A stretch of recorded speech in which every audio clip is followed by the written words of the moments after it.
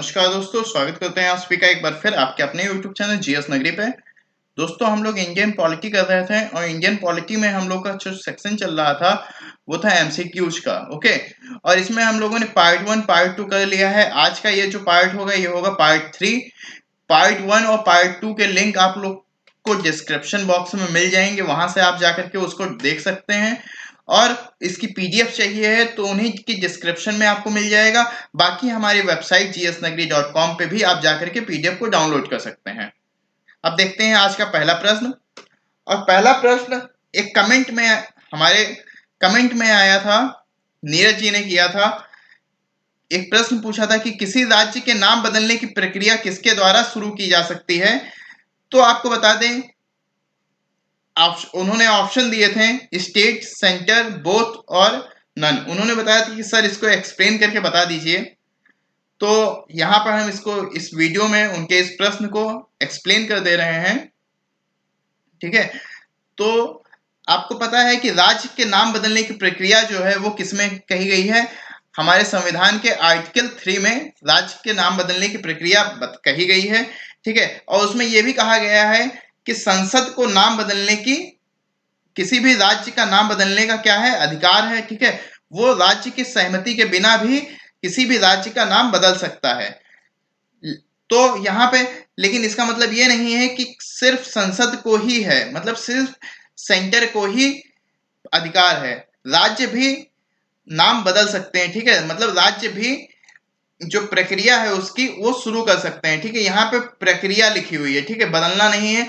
बदलने की प्रक्रिया किसके द्वारा शुरू की जा सकती है, तो बदलने की प्रक्रिया राज्य के द्वारा भी शुरू की जा सकती है। तो इस हिसाब से आपका आंसर जो होगा वो होगा ऑप्शन नंबर सी जो होगा ये करेक्ट आंसर होगा। देखते हैं इसकी व्याख्या। तो राज्य का नाम बदलने की प्रक्रिया, नाम बदलने की प्रक्रिया राज्य द्वारा शुरू की जा सकती है। संविधान के अनुच्छेद 3 के अनुसार संसद को राज्य के प्रस्ताव के बिना राज्य के नाम बदलने की शक्ति है। ओके, मतलब संसद को जो अधिकार है वो राज्य के प्रस्ताव के बिना भी राज्य का नाम बदलने की शक्ति है संसद के पास। यदि नाम बदलने की प्रक्रिया राज्य विधानसभा द्वारा शुरू की जाती है तो सर्वप्रथम राज्य को इसके लिए एक प्रस्ताव पारित करना होगा। राज्य द्वारा प्रस्ताव पारित करने के बाद केंद्रीय गृह मंत्रालय के पास भेजा जाएगा। तत्पश्चात केंद्रीय गृह मंत्रालय कैबिनेट के लिए एक प्रथम अनुसूची में संशोधन के लिए नोट तैयार करता है। इसके बाद संवैधानिक संशोधन संसद में प्रस्तुत किया जाता है। संसद के सामान्य बहुमत द्वारा पारित होने के बाद इसे राष्ट्रपति की मंजूरी मिलती है और इसके बाद राज्य का नाम परिवर्तित होता है। ओके, इतनी प्रक्रिया करनी होती है। इस प्रक्रियाओं के बाद में राज्य का नाम बदला जाता है। तो यहाँ पे आपको पता चल गया कि राज्य की नाम बदलने की प्रक्रिया जो है वो सेंटर और स्टेट दोनों के द्वारा शुरू की जा सकती है। ओके, सेंटर और स्टेट दोनों के द्वारा शुरू की जा सकती है। इस तरह से हम कह सकते हैं कि जो हमारा ऑप्शन सी होगा वो हमारा करेक्ट आंसर होगा। ओके, अब चलते हैं आज के प्रश्नों पे। तो आज का पहला प्रश्न है, निम्नलिखित कथनों पर विचार कीजिए। इसमें आपको बताना है, कथन दिए हुए हैं, इनमें से आपको बताना है कि कौन सा कथन सत्य है। पहला कथन है, डॉक्टर भीमराव अंबेडकर ने प्रस्तावना को संविधान की आत्मा कहा है। और दूसरा कथन है, SR बोमई बनाम मुंबई बनाम यूनियन ऑफ इंडिया में उच्चतम न्यायालय ने प्रस्तावना को संविधान का अभिन्न अंग माना है। कथन में आपके कूट दिए गए हैं। पहला है केवल एक, बी है केवल दो, अगला है एक और दो दोनों, और डी है ना तो एक ना ही दो। तो आपको बता दें कि जो आपका करेक्ट आंसर होगा वो होगा option B. Okay, option B केवल दो जो है ये सत्य है। ओके, चलते हैं अब इसकी व्याख्या पर। तो व्याख्या में देखें, उत्तर बी जो है वो सही है। RS बोमई बनाम यूनियन ऑफ इंडिया 1994 मामले में भारत के सर्वोच्च न्यायालय ने प्रस्तावना को संविधान का अभिन्न अंग माना है। केशवानंद भारती बनाम केरल राज्य 1973 मामले में भी सर्वोच्च न्यायालय ने प्रस्तावना को भारतीय संविधान की मौलिक संरचना का भाग स्वीकार किया है। अब देखते हैं इसके कुछ पॉइंट्स। तो संविधान की आत्मा प्रस्तावना को माना जाता है, परंतु डॉक्टर अंबेडकर ने संविधान की आत्मा प्रस्तावना को नहीं बल्कि संवैधानिक उपचारों के अधिकार अनुच्छेद 32 को माना है। अतः कथन एक जो था वो क्या था, गलत था। इसका दूसरा पॉइंट देखते हैं, भारतीय संविधान की प्रस्तावना में जिन आदर्शों एवं उद्देश्यों की रूपरेखा दी गई है उसकी व्याख्या मूल अधिकारों, राज्य के नीति निर्देशक सिद्धांतों एवं मौलिक कर्तव्यों में की गई है। अगला पॉइंट है, संविधान सभा की प्रारूप समिति के सदस्य के एम मुंशी के अनुसार प्रस्तावना हमारे संप्रभु लोकतांत्रिक गणराज्य का भविष्यफल एवं जनकुंडली है। अगला पॉइंट है, राजनीति शास्त्री अर्नेस्ट बार्कर ने अपनी पुस्तक principle of social and political theory की शुरुआत भारतीय संविधान की प्रस्तावना से की है। नेक्स्ट पॉइंट है, डॉक्टर अंबेडकर द्वारा संविधान सभा में दिए गए अपने अंतिम भाषण में स्वतंत्रता, समानता एवं बंधुत्व शब्द का उल्लेख किया गया है। अगला पॉइंट है, डॉक्टर अंबेडकर को भारतीय संविधान के पिता एवं आधुनिक मनु की उपाधि दी जाती है। ओके, अब चलते हैं अगले प्रश्न पे, और अगला प्रश्न है, भारतीय संविधान के प्रस्तावना पर विचार कीजिए। यहाँ पे 4 कथन दिए हुए हैं, उनमें से आपको बताना है कि कौन सा कथन सत्य है। ओके, देखिए चारों कथन कौन कौन से हैं। पहला है, 4 प्रकार के न्याय की चर्चा की गई है। दूसरा है, 4 प्रकार की स्वतंत्रता की चर्चा की गई है। तीसरा है, 3 प्रकार की समानता की चर्चा की गई है। और चौथा कथन है, भारतीय संविधान को अंगीकृत, अधिनियमित, आत्मार्पित करने की तारीख 26 नवंबर 1949 है। तो यहाँ आप देखेंगे तो आपका जो कथन है वो कौन सा सही है, तो यहाँ पे आपको सिर्फ कथन 4 जो है वो सिर्फ आपको सही मिलेगा। ओके, और बाकी की ये जो है ये कथन सत्य नहीं है। ओके, सिर्फ आप देखेंगे तो केवल 4 जो है वो आपको सही है। इस हिसाब से ऑप्शन सी जो है वो आपका करेक्ट आंसर होगा। अब चलते हैं इसकी व्याख्या पर। तो उपयुक्त में से केवल कथन 4 सही है। संविधान सभा में संविधान को अंगीकृत, अधिनियमित एवं आत्मार्पित करने की तारीख 26 नवंबर 1949 इति मिति मार्ग से शुल्क सप्तमी संवत 2006 विक्रमी है। कुछ पॉइंट्स है उसको भी देखते हैं। तो प्रस्तावना में न्याय 3 प्रकार के हैं, सामाजिक, आर्थिक एवं राजनीतिक न्याय। स्वतंत्रता 5 प्रकार की हैं। कौन कौन सी हैं? विचार, अभिव्यक्ति, विश्वास, धर्म एवं उपासना की स्वतंत्रता। ओके, समानता यहाँ पे 2 प्रकार की है। किसकी? इसकी है प्रतिष्ठा एवं अवसर की समानता है। और अगला पॉइंट है, नागरिकता, चुनाव, तदर्थ संसद आदि 26 नवंबर 1949 को स्वतः लागू हो गए एवं संविधान का शेष प्रावधान 26 जनवरी 1950 को लागू हुआ। अगला पॉइंट है, प्रत्येक वर्ष 26 जनवरी को गणतंत्र दिवस मनाया जाता है और प्रत्येक 26 नवंबर को संविधान दिवस मनाया जाता है। अगला पॉइंट है, प्रत्येक वर्ष 15 अगस्त को स्वतंत्रता दिवस मनाया जाता है और डॉक्टर अंबेडकर ने संविधान को एक लिखित पवित्र दस्तावेज कहा है। ओके, डॉक्टर अंबेडकर ने क्या कहा है? संविधान को एक पवित्र दस्तावेज कहा है। क्लियर है? अब चलते हैं अगले प्रश्न पे, और अगला प्रश्न है, भारतीय प्रजातंत्र के संदर्भ में निम्नलिखित में से कौन सा सही है? ओके, आपको बताना है इसमें कौन सा कथन सही है। 4 कथन दिए गए हैं, फिर उसके नीचे उसके कूट दिए गए हैं, आपको बताना है कि कौन सा सही है। तो पहला दिया है, भारतीय प्रजातंत्र के संदर्भ में पहला दिया गया है जनमत संग्रह, दूसरा दिया गया है पहल, तीसरा दिया गया है प्रत्यावर्तन, चौथा दिया है जनमत निर्णय। ओके, आपको कूट दिए गए हैं, इनमें से आपको सही उत्तर का चयन करना है। पहला है केवल 2, फिर है केवल 1 और 2, फिर केवल 2, 3 और 4, और उपयुक्त में से कोई नहीं। आपको इसमें करेक्ट आंसर बताना है। तो देखिए, भारतीय प्रजातंत्र के संदर्भ में ये चारों चीजें जो हैं ये गलत हैं। ओके, चारों चीजें सही नहीं है, इसलिए इसका जो आंसर होगा वो होगा ऑप्शन नंबर डी, उपयुक्त में से कोई नहीं। ओके, चलते हैं अब इसकी व्याख्या पर। तो भारतीय प्रजातंत्र या लोकतंत्र के संबंध में उपयुक्त में से कोई भी सही नहीं है, क्योंकि उपयुक्त सभी प्रत्यक्ष लोकतंत्र से संबंधित हैं, जबकि भारत में अप्रत्यक्ष लोकतंत्र या प्रतिनिधि लोकतंत्र है। यहां तक क्लियर है? आगे देखिए, भारतीय संविधान की प्रस्तावना में लोकतंत्र का प्रयोग व्यापक रूप से किया गया है। राजनीतिक स्वतंत्रता के साथ साथ सामाजिक एवं आर्थिक स्वतंत्रता को शामिल किया गया है। अब चलते हैं अगले प्रश्न पे, और अगला प्रश्न है, निम्नलिखित में से कौन सा कथन असत्य है? आपको यहाँ पे असत्य वाला बताना है कि कौन सा कथन जो है ये असत्य है। 4 कथन दिए गए हैं, इनमें से आपको असत्य वाला बताना है। देखिए, एक एक करके करते हैं। पहला है, एसके धर आयोग ने भारत में भाषाई आधार पर राज्यों के पुनर्गठन की स्वीकृति दी थी। बी है, जवाहरलाल नेहरू, वल्लभ भाई पटेल एवं पट्टाभी सीतारामैया की समिति ने भारत में भाषाई आधार पर राज्यों के पुनर्गठन को अस्वीकार कर दिया था। तीसरा है फजल अली आयोग ने भारत में राज्यों के पुनर्गठन के भाषाई आधार को स्वीकार कर लिया। चौथा है राज्य पुनर्गठन अधिनियम 1956 के तहत भारत में 14 राज्यों एवं 6 केंद्र शासित प्रदेशों का गठन किया गया।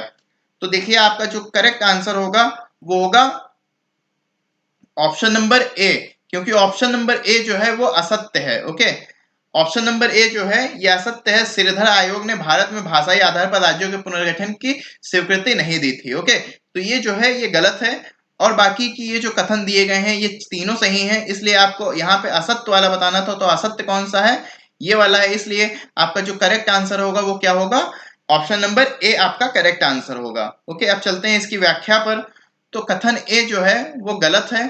जून 1948 में एस के धर अध्यक्षता में भाषाई प्रांत आयोग का गठन किया गया और आयोग ने अपनी रिपोर्ट दिसंबर 1948 में पेश की एवं भारत में भाषाई आधारों पर राज्य के पुनर्गठन के बदले प्रशासनिक सुविधा को वरीयता दी।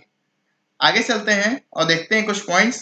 दिसंबर 1948 में दिसंबर 1948 में जवाहरलाल नेहरू, वल्लभ भाई पटेल एवं पट्टाभी सीतारामैया, जिसको जेवीपी, ठीक है, जे से जवाहरलाल नेहरू, पी और वी से वल्लभ भाई पटेल और पी से पट्टाभी सीतारामैया, इसको समिति जेवीपी समिति भी कहा जाता था, ठीक है, को मिलाकर एक अन्य भाषाई प्रांत समिति का गठन किया गया और समिति ने अप्रैल 1949 में अपनी रिपोर्ट पेश की एवं भारत के राज्यों के पुनर्गठन के भाषाई आधार को अस्वीकार कर दिया। अगला पॉइंट है दिसंबर 1953 में फजल अली की अध्यक्षता में 3 सदस्यीय राज्य पुनर्गठन आयोग फजल अली आयोग का गठन हुआ। इसके 2 सदस्य के एम पणिनकर एवं एच एन कुंजरू थे। इसने अपनी रिपोर्ट 1955 में पेश की और कहा कि भारत में राज्यों का पुनर्गठन भाषाई आधार पर होना चाहिए। अगला पॉइंट है कि राज्य का पुनर्गठन अधिनियम एवं 7वें संविधान संशोधन 1956 के तहत 1 नवंबर 1956 को 14 राज्यों एवं 6 केंद्र शासित प्रदेशों का गठन किया गया। अगला पॉइंट है भाषाई आधार पर वर्ष 1953 में आंध्र प्रदेश का गठन किया गया। तेलुगु भाषाई क्षेत्रों को लेकर मद्रास में एक लंबा आंदोलन चला। इस आंदोलन में 56 दिन की भूख हड़ताल के पश्चात एक कांग्रेसी नेता पोट्टी श्री रामुलु का निधन हो गया। परिणाम स्वरूप आंध्र प्रदेश का गठन कर दिया गया। चलते हैं अब अगले प्रश्न पे और अगला प्रश्न है निम्नलिखित कथनों पर विचार कीजिए। ओके, इनमें से आपको बताना है, 2 कथन दिए गए, इनमें से आपको बताना है ये कौन सा कथन सही है। ठीक है, देखते हैं एक एक कथन को। पहला कथन दिया गया है कि भारतीय संविधान में फेडरेशन शब्द का प्रयोग नहीं किया गया है और कथन दूसरा कथन है भारत अर्थात इंडिया शब्द का प्रयोग भारतीय संविधान के पहले अनुच्छेद में किया गया है। आपको इसमें से कथन जो सही है वो आपको बताना है। ठीक है, तो यहाँ पे अगर आप देखेंगे तो दोनों कथन जो हैं वे आपके सही हैं। इस हिसाब से जो आपका आंसर होगा वो ऑप्शन सी होगा, 1 और 2 दोनों। ओके, अब चलते हैं इसकी व्याख्या पर। तो उपयुक्त दोनों कथन सही हैं क्योंकि भारतीय संविधान में फेडरेशन या संघात्मक शब्द का प्रयोग नहीं किया गया है और भारतीय संविधान में यूनियन ऑफ स्टेट मतलब राज्यों का संघ का शब्द का प्रयोग किया गया है। ओके, हमारा संविधान किसी समझौते का परिणाम नहीं है जैसा कि अमेरिका का संविधान है। हमारे संविधान में किसी भी राज्य को अलग होने की स्वतंत्रता नहीं है। कुछ पॉइंट्स है उसको भी देखते हैं। हमारा देश विभाजित राज्यों का अविभाजित संघ है जबकि अमेरिका अविभाजित राज्यों का अविभाजित संघ है। अगला पॉइंट है भारतीय संविधान के पहले भाग में संघ एवं उसका राज्य क्षेत्र है एवं पहले अनुच्छेद में भारत अर्थात इंडिया राज्यों का संघ होगा कहा गया है। ठीक है, तो इस हिसाब से जो कथन थे हमारे वो दोनों सही थे। इस हिसाब से हमारा ऑप्शन सी जो था वो हमारा करेक्ट था। चलते हैं अगले प्रश्न पे और अगला प्रश्न है भारतीय राज्य एवं इसके क्षेत्र के संबंध में निम्नलिखित में से कौन सा कथन सही नहीं है। यहाँ पे आपको 4 कथन दिए गए हैं, इनमें से आपको जो सही नहीं है वो आपको बताना है कि कौन सा कथन सही नहीं है। देखते हैं एक एक करके। तो पहला कथन दिया गया है कि नए राज्यों के निर्माण संबंधी विधेयक संसद में पेश करने से पूर्व राष्ट्रपति की सिफारिश आवश्यक है। दूसरा कथन है नए राज्यों के निर्माण संबंधी विधेयक संसद में तब तक पेश नहीं किए जा सकते जब तक कि उस राज्य के विधानमंडल को विनिर्दिष्ट नहीं किया गया हो जिसके क्षेत्र, नाम एवं सीमा पर प्रभाव पड़ता है। तीसरा कथन है संसद संविधान के अनुच्छेद 2 एवं 3 में उल्लिखित प्रावधानों में बदलाव के लिए संविधान की पहली एवं चौथी अनुसूची में कोई परिवर्तन करता है तो इसे संविधान के अनुच्छेद 368 के तहत संशोधन माना जाएगा।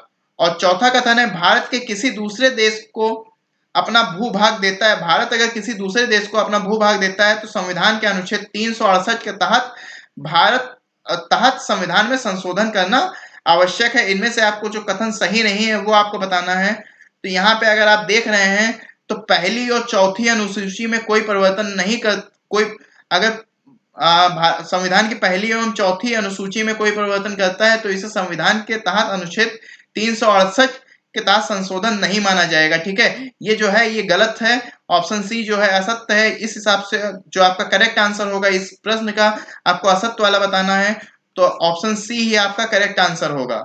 ओके, अब चलते हैं इसकी व्याख्या पर। तो कथन सी जो है वो गलत है, क्योंकि संविधान के अनुच्छेद 2 एवं 3 में दिए गए प्रावधानों में परिवर्तन के लिए संविधान के अनुसूची 1 एवं 4 में कोई संशोधन या परिवर्तन करता है तो उसे संविधान के अनुच्छेद 368 के तहत संशोधन नहीं माना जाएगा। ओके, संसद संविधान के अनुच्छेद 2 एवं 3 से संबंधित विधेयक साधारण विधेयक एवं सामान्य विधायी प्रक्रिया के तहत पारित होता है।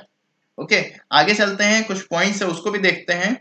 लिखा है, नए राज्य के निर्माण संबंधी विधेयक संसद के किसी भी सदन में पेश या पुनः स्थापित करने से पूर्व राष्ट्रपति की सिफारिश आवश्यक है। ओके, अगला पॉइंट है, नए राज्यों के निर्माण से संबंधित विधेयक संसद के किसी भी सदन में पेश करने से पूर्व उस राज्य के विधानमंडल को निर्दिष्ट करना आवश्यक है जिस राज्य के नाम, क्षेत्र एवं सीमा पर प्रभाव पड़ता है। इसके लिए समय सीमा निश्चित होती है। राष्ट्रपति राज्य विधानमंडल के मत को मानने के लिए बाध्य नहीं है। आगे है अगला पॉइंट, यदि भारत किसी दूसरे देश को अपना भूभाग सौंपता है या किसी राज्य की सीमा समाप्त करता है तो इसके लिए संविधान के 368 के तहत संविधान में संशोधन करना आवश्यक है। जैसा कि 90वें संविधान संशोधन अधिनियम 1960 के द्वारा भारत ने अपना क्षेत्र पाकिस्तान को हस्तांतरित किया एवं 100वें संविधान संशोधन अधिनियम 2015 द्वारा 101 इनक्लेव अंतः क्षेत्र बांग्लादेश को सौंपा गया। बांग्लादेश 51 इनक्लेव अंतः क्षेत्र भारत को सौंपा। अब चलते हैं अगले प्रश्न अगले पॉइंट पे, और अगला पॉइंट है, भारत एवं अन्य देशों के बीच सीमा निर्धारण संबंधी विवाद को हल करने के लिए संवैधानिक संशोधन की आवश्यकता नहीं है, यह कार्यपालिका द्वारा किया जा सकता है, ऐसा उच्चतम न्यायालय ने 1969 में कहा था।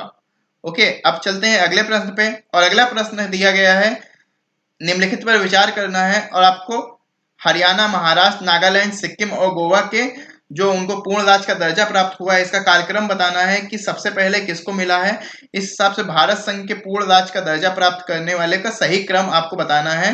ओके, तो पहला ऑप्शन दिया गया है 1 2 3 4 5, दूसरा दिया गया है 1 2 3 5 4, तीसरा दिया गया है 2 3 1 4 5 और चौथा दिया गया है 2 1 3 4 5।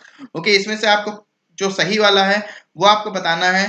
तो आपको बता दें कि सबसे पहले जो मिला था पूर्ण राज्य का दर्जा वो मिला था इनमें से महाराष्ट्र को, फिर इसके बाद में नागालैंड को मिला था। ओके, फिर इसके बाद में किसको मिला था, नागालैंड को मिला था, फिर इसके बाद में पूर्ण राज्य का दर्जा हरियाणा को मिला था, फिर इसके बाद में मिला था सिक्किम को, फिर सिक्किम के बाद में सबसे लास्ट में मिला था गोवा को। ओके, इन में सबसे लास्ट में किसको मिला था, इन सब में गोवा को सबसे लास्ट में मिला था। तो इस हिसाब से अगर हम देखें तो महाराष्ट्र हमारा पहले पे है। ओके, तो इस हिसाब से अगर हम ऑप्शन देखें तो ऑप्शन सी जो हमारा वो है वो करेक्ट आंसर होगा। ओके, अब चलते हैं इसके व्याख्या पर, इसको सही कर लीजिएगा, ये सी होगा। ओके, लिखा हुआ है उपयुक्त विकल्प में सी जो है वो आपका सही होगा। यहाँ देखिए सी लिखा हुआ है, यहाँ पे मिस्टेक हो गया है, टाइपिंग मिस्टेक हो गया है। ओके, यहाँ पे जो आंसर सही होगा वो आपका सी है, अभी आपको बताया भी। ठीक है, यहाँ पे महाराष्ट्र जो है वर्ष 1960 में बंबई पुनर्गठन अधिनियम 1960 के तहत महाराष्ट्र एवं गुजरात राज्य का गठन हुआ। अगला है नागालैंड राज्य अधिनियम 1962 के तहत वर्ष 1963 में नागालैंड राज्य का गठन हुआ। फिर इसके बाद में हरियाणा का 1966 में हुआ, पंजाब राज्य से अलग हुआ। ठीक है, फिर हिमाचल प्रदेश का 1971 में हुआ जो कि हिमाचल को पूर्ण राज्य का दर्जा प्राप्त हुआ। फिर इसके बाद में मणिपुर, त्रिपुरा और मेघालय को 1972 में पूर्ण राज्य का दर्जा प्राप्त हुआ। फिर इसके बाद सिक्किम को 35वें संविधान संशोधन 1974 के द्वारा इसे संबद्ध राज्य का दर्जा प्राप्त कर दिया गया और 36वें संविधान संशोधन के द्वारा 1975 में इसे पूर्ण राज्य का दर्जा प्राप्त हो गया। वहीं बात करते हैं मिजोरम, अरुणाचल प्रदेश और गोवा की, तो इसे 1987 में पूर्ण राज्य का दर्जा प्राप्त हुआ और छत्तीसगढ़, उत्तराखंड और झारखंड की अगर बात करें तो इसे सन 2000 में मध्य प्रदेश से छत्तीसगढ़, उत्तर प्रदेश से उत्तराखंड और बिहार से झारखंड को अलग किया गया। ओके, और नए राज्य और इनका निर्माण किया गया। अगर तेलंगाना की बात करें तो यह 2 जून 2014 को आंध्र प्रदेश से अलग कर एक नया राज्य तेलंगाना का गठन किया। और अगर वर्तमान में अब बात करें भारत में राज्यों की संख्या की तो वो है 28। ओके, कितनी है? 28 है। और केंद्र शासित प्रदेशों की संख्या की बात करें तो वो है 9। पहले कितनी थी? 29 थी, जिनमें से एक कम हो गया है। कौन सा? जम्मू कश्मीर हट गया है। ओके, और अब ये क्या हो गया है, ये जो राज्य ना होकर के अब ये केंद्र शासित में हो गए हैं। ठीक है, तो जम्मू कश्मीर जो है ये केंद्र शासित प्रदेश हो गया है।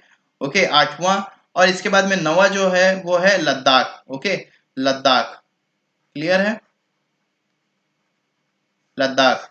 ओके, 9वां केंद्र शासित प्रदेश कौन बना है? लद्दाख। और जम्मू कश्मीर कब कौन सा है? 8वां है। ये कब बना है? 31 अक्टूबर 2019 को। ओके, कब बना है? 31 अक्टूबर 2019 को ये केंद्र शासित प्रदेश बने हैं। जम्मू कश्मीर जो है ये पहले राज्य था, अब इसको क्या कर दिया गया है? 31 अक्टूबर 2019 को ये राज्य से हट गया है और ये केंद्र शासित प्रदेश बन गया है। ठीक है, अब चलते हैं अगले प्रश्न पे। और अगला प्रश्न है, सूचियां दी गई हैं। ठीक है, वही राज्य हैं और इनका कौन सा राज्य कब बना है, मतलब कौन से स्थान पे है। ठीक है, आपको क्रम बताना है। एक राज्य है उसका क्रम है उस तरफ, दूसरी तरफ छत्तीसगढ़ के सामने 28वां दिया है, उत्तराखंड के सामने 27वां, झारखंड के सामने 26वां और तेलंगाना के सामने 29वां दिया गया है। आपको इसमें सूची मिलान करना है और आपको करेक्ट आंसर बताना है कि कौन सा होगा।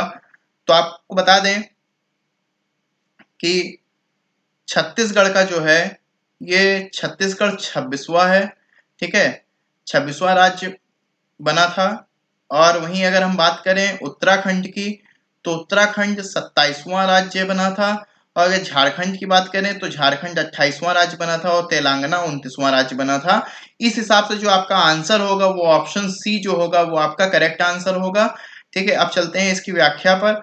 और पूरी लिस्ट आप लोग को दे दी गई है। ठीक है, पूरी एक सूची दे दी गई है कि कौन सा राज्य कब गठन हुआ था, किस राज्य का। ठीक है, तो छत्तीसगढ़ का हुआ था 26वां राज्य के तौर पे 1 नवंबर 2000 में। ठीक है, फिर इसके बाद में उत्तराखंड का 27वां राज्य के रूप में हुआ था। कब हुआ था? 9 नवंबर 2000 में। फिर इसके बाद में झारखंड का हुआ था 28वें राज्य के रूप में। कब हुआ था? 15 नवंबर 2000 में। और तेलंगाना का हुआ था 29वें राज्य के रूप में 2 जून 2014 में। ओके, तो यहाँ पे आप लोगों ने देखा कि पहले किसका हुआ था? छत्तीसगढ़, फिर उत्तराखंड, फिर झारखंड, फिर तेलंगाना। ओके, 26, 27, 28, 29 देख लिया आप लोगों ने।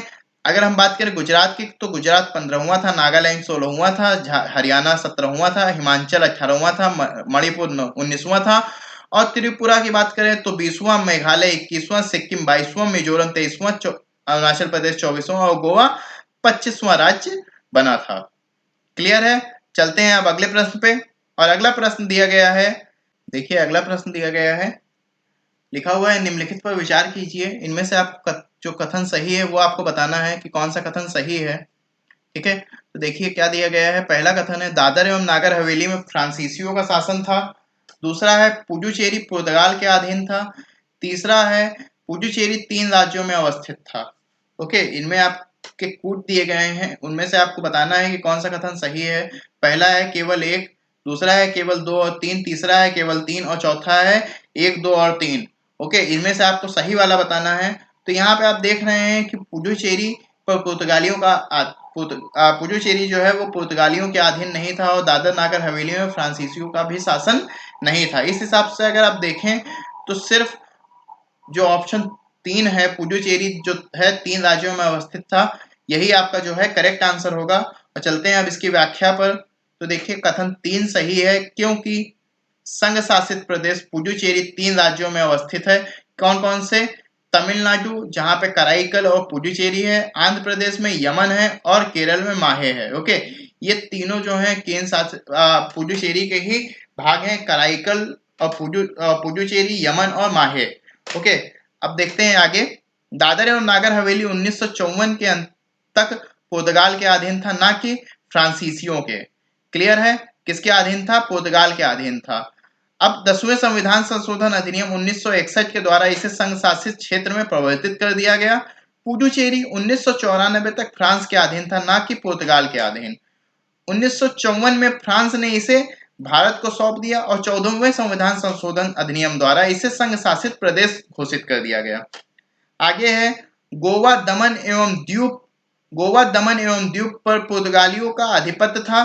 सन 1961 में भारत ने पुलिस कार्यवाही के द्वारा इन क्षेत्रों को अधिग्रहित कर लिया। 12वें संविधान संशोधन अधिनियम 1962 के द्वारा इन क्षेत्रों को संघ शासित प्रदेशों में बदल दिया गया। 56वें संविधान संशोधन द्वारा दमन एवं द्वीप को गोवा से अलग कर दिया गया एवं गोवा को पूर्ण राज्य का दर्जा दे दिया गया। ओके, तो गोवा को पूर्ण राज्य का दर्जा किस संविधान संशोधन के द्वारा मिला है? तो मिला है 56वें संविधान संशोधन के द्वारा। और किससे अलग किया गया था? दमन एवं द्वीप से अलग करके गोवा को पूर्ण राज्य का दर्जा दिया गया। ओके, यहां तक क्लियर है। अब चलते हैं अगले और लास्ट क्वेश्चन पे, और लिखा हुआ है 7वें संविधान संशोधन 1956 से पूर्व भारतीय राज्य को 4 भागों में विभाजित किया गया था। अंडमान एवं निकोबार द्वीप समूह को निम्नलिखित में से किस समूह में रखा गया? ये आपको बताना है आपको कि अंडमान और निकोबार जो द्वीप समूह है इसको किस भाग में रखा गया था। ऑप्शन है भाग का, भाग खा, भाग गा और भाग घा। ठीक है, ये 4 ऑप्शन है, इनमें से आपको बताना है कि कौन सा आंसर जो हो वो सही होगा। तो आपको बता दें कि अंडमान और निकोबार द्वीप समूह को भाग घा में रखा गया था। ओके, डी में रखा, जो ऑप्शन डी होगा वो आपका करेक्ट आंसर होगा। अब चलते हैं इसकी व्याख्या पर। तो अंडमान एवं निकोबार द्वीप समूह को भाग घा में रखा गया था। भाग घा में केवल अंडमान एवं निकोबार द्वीप समूह को ही शामिल किया गया था। राज्य पुनर्गठन अधिनियम एवं 7वें संविधान संशोधन 1956 के द्वारा भाग का एवं भाग खा के राज्यों के बीच की दूरी समाप्त कर दी गई और भाग गा को समाप्त कर दिया गया। ओके, तो आज के लिए इतना ही। नेक्स्ट हमारा होगा पार्ट 4, उसमें हम लोग इसी तरह से जो इसके आगे के जो क्वेश्चंस होंगे वो करेंगे। ये सारे क्वेश्चंस आपके यूपीएससी और यूपीपीएससी और एमपीपीएससी बीपीएससी से लिए गए हैं। ओके, तो ये सारे क्वेश्चंस बहुत ही ज़्यादा इंपॉर्टेंट हैं और इनकी पीडीएफ आप लोग को बता ही दी गई है कि इसकी पीडीएफ भी आप लोग को डिस्क्रिप्शन बॉक्स में मिल जाएगी। बाकी आप लोग मेरे वेबसाइट पर भी जा करके वहाँ से डाउनलोड कर सकते हैं। ओके, और मिलते हैं फिर आपसे अगली वीडियो में, तब तक के लिए जय हिंद,